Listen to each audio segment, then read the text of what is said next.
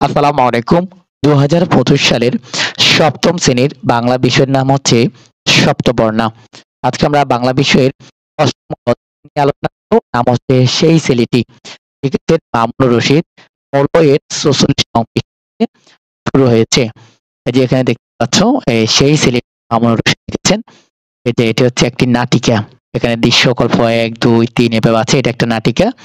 চলো আমরা প্রথমে পাঠ পরিচিতি দেখে নিই, তাহলে বুঝতে পারবে এখানে কি বোঝাচ্ছে। তার আগে পাঠের উদ্দেশ্য দেখো। এটা হচ্ছে বিশেষ চাহিদা সম্পন্ন অর্থাৎ শারীরিক ও মানসিকভাবে সুবিধা বঞ্চিত শিশুদের প্রতি মমত্ববোধ সৃষ্টি। এটা ছিল এই পাঠের উদ্দেশ্য। এটা কিন্তু একটা নাটিকা, মনে রাখবে। এখানে দেখো পাঠ পরিস্থিতি বুঝতে হবে সবসময়। পাঠ পরিস্থিতি বলতে মূল কথা। নাট্যকার মামুনুর রশীদ রচিত সেই ছেলেটি একটি নাটিকা। যে এটা একটা নাটিকা, কিন্তু মনে রাখবা। নাটিকাটিতে একটি বিশেষ চাহিদা সম্পন্ন অর্থাৎ শারীরিক ও মানসিকভাবে সুবিধা বঞ্চিত শিশুর প্রতি সহানুভূতি প্রকাশ পেয়েছে। একই সাথে প্রকাশ পেয়েছে শিশুর প্রতি বড়দের মমত্ববোধ। আর্য, সৌমেন ও সাবু ৩ বন্ধু একই স্কুলে একই শ্রেণীতে পড়ে। বন্ধুরা, নামগুলো মনে রাখবা। এই যে ৩ বন্ধুর নাম আর্য, একজন হচ্ছে সৌমেন, একজন হচ্ছে সাবু। আর্য কিন্তু চাহিদা সম্পন্ন অর্থাৎ সে অসুস্থ রোগী। অসুস্থ লোক হচ্ছে আর্য, আর ২ জন আরগুলো ভালো।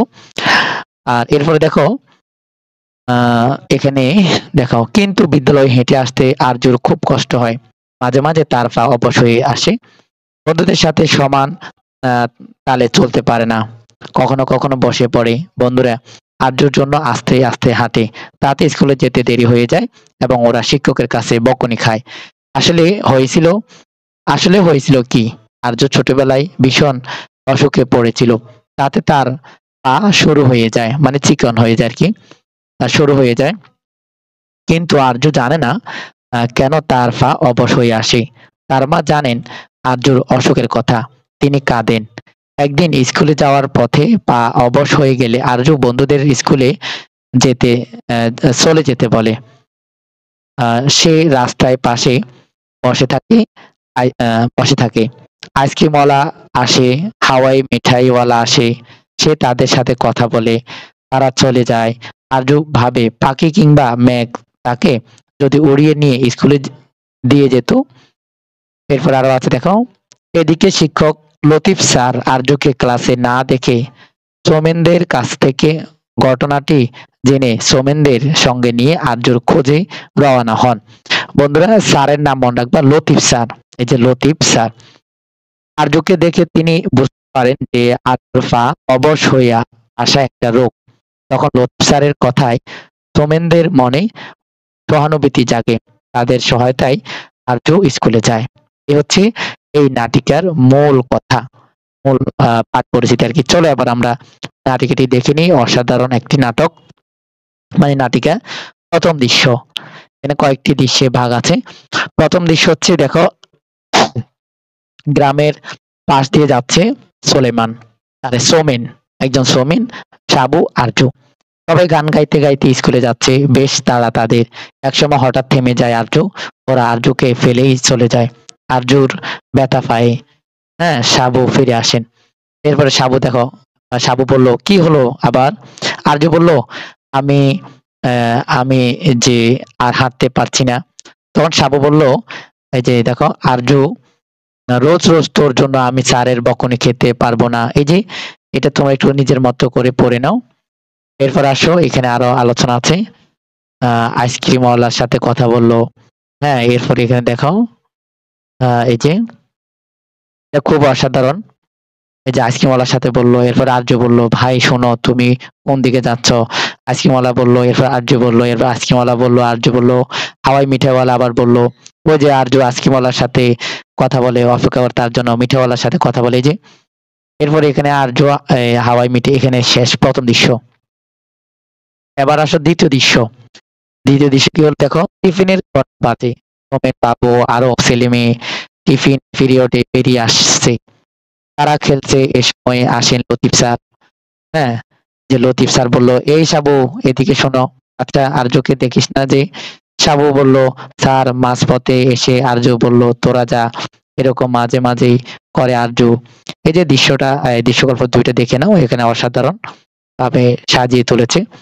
এরপরে আসো, এরপর মিঠু বলল, স্যার ওই ছেলেটার সাথে আমারও দেখা হয়েছে।